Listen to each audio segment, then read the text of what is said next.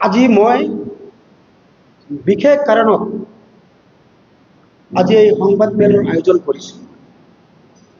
আপোনালোকে সবে মোক চিনে বা জানে, মই ধুবুৰী জিলাৰ কৃষক মুক্তি সংগ্ৰাম সমিতিৰ সাধাৰণ সম্পাদক হয় আৰু আটাই মোৰ বিষয়ে জানে। মই বিগত দিনত জাতিৰ হকে অন্যায়ৰ বিৰুদ্ধে মই ফাট কৰি আহিছোঁ। যোৱা শুক্ৰবাৰ ৰাতি মোৰ গাটো বেয়া আছিলে। যোৱা শুক্ৰবাৰ ৰাতি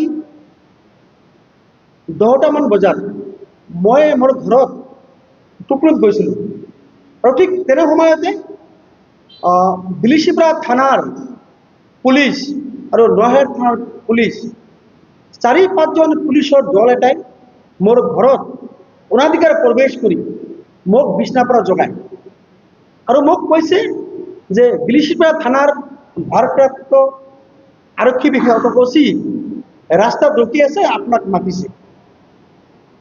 আৰু এই কথা কৈ মোক ঘৰৰ পৰা উলিয়াই গাড়ীত উঠালে আৰু মোক লগে লগে বিলিচিপাৰা থানালৈ লৈ গ'ল। মই সুধিছোঁ যে অচি মাতিছে, অচি ক'ত? তেওঁলোকে কথা নকয়। বিলিচিপাৰা থানাত লৈ যোৱাৰ পিছত বিলিচিপাৰা থানাৰ পৰা আকৌ মোক ঘূৰাই ধুবুৰী পিনে ৰওনা কৰিলে আৰু তাৰপিছতে মোৰ ঘূৰিয়াকে অচিক ফোন কৰিছে। অচি ক'লে যে আপোনাৰ হাজবেণ্ডক গৌৰৱ থানা লৈ যাওক।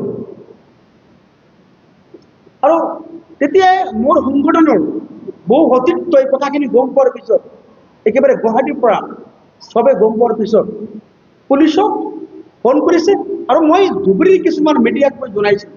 তেওঁলোকে গৌৰৱ থানাত ফোন কৰিছে আৰু গৌৰৱ থানা অচি কৈছে সেই বিষয়ে আমি নাজানো, মই নাজানো।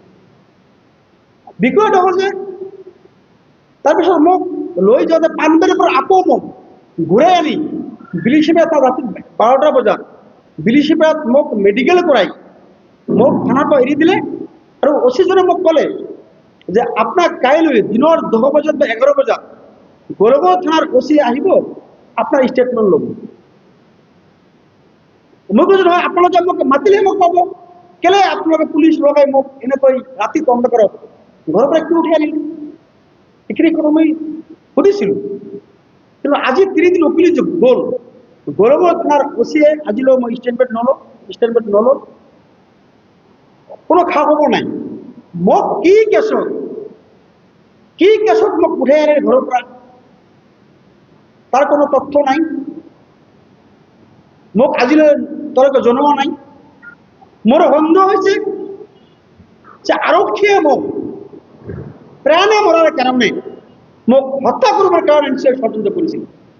আৰু আমাৰ গাঁৱৰ ৰাইজ যেতিয়া গম পাই গ'ল, বহু সতীৰ্থ যেতিয়া আমাৰ সংগঠন গম পাই গ'ল, তেতিয়া পুলিচে এই গোপন বস্তু তেওঁলোকক ভাবি হৈ গ'ল আৰু মোক তেওঁলোকে তেওঁলোকৰ যিটো ধাৰণা আছিলে তেওঁলোকে মোক ষড়যন্ত্ৰ কৰিব বা মোক হত্যা কৰিব, তেওঁলোকে সেই চান্সটো নাপালে।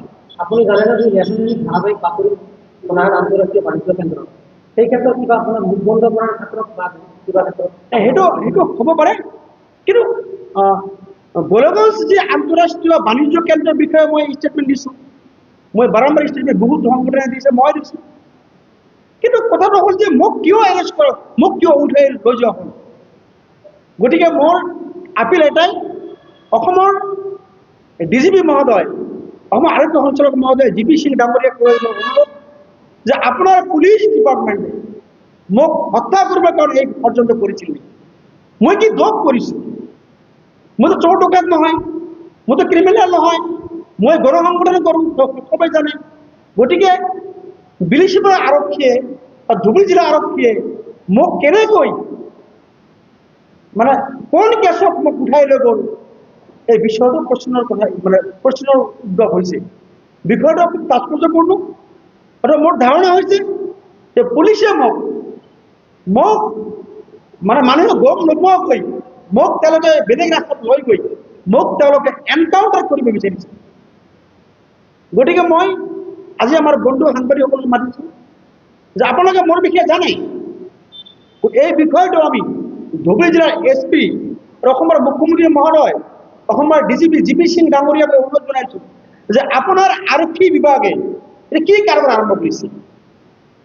নিৰাপত্তা পুলিশে মানুহক নিৰাপত্তা দিব, পুলিশেৰ প্ৰতি আমার আস্থা আছে, আমার আস্থা আছে।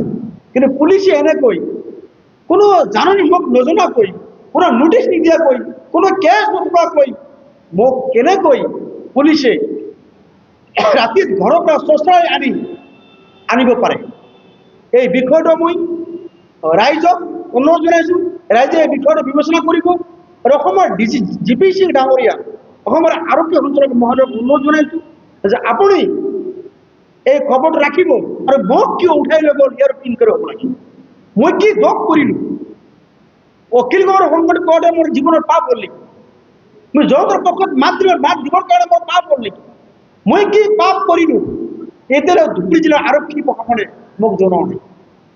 অতি দুৰ্জনৰ কথা, অতি দুখৰে মই ক'ব বিচাৰোঁ যে এনেকৈ মোক অপমান কৰা হৈছে, এনেকৈ মোক হত্যা পৰ্যন্ত কৰা হৈছিল নেকি? গতিকে এই বিষয়টো অসমৰ মুখ্যমন্ত্ৰী মহোদয়, অসমৰ গৃহ বিভাগ, অসমৰ ডিজিপি জিপি সিং ডাঙৰীয়াকৈ মোৰ অনুৰোধ যে আপুনি অচিৰেই মোক কিয় এনেকৈ চোৰ ডকাইতৰ ধৰে, মোক ক্ৰিমিনেলৰ ধৰে মোক ঘৰত উঠাই আনিছে। আৰু মোৰ ঘৰৰ পৰা উঠাই অনাৰ সময়ত মোৰ বাচ্চাবিলাক দেখিছে, মোৰ একমাত্ৰ ল'ৰা, এই কেঁচুৱা ল'ৰাটো পুলিচৰ ভয়ত কান্দি দিছিলে। তেওঁ চিঞৰিছে যে দেউতাক লৈ গ'ল। এই কি অমায়িক কিবা মানে অবাস্তৱ ঘটনা, কি হিটলাৰী যে মোৰ বাচ্চাটো আজি সেই ভয়ত দুদিন ধরে বাচ্চাটা জ্বর হয়ে আছে যে দেউতাক লৈ গ'ল, তো ভয় পাইছে। গতিকে এনেকুৱা বৰ্বৰতা মই জীৱনত দেখা নাই যে 20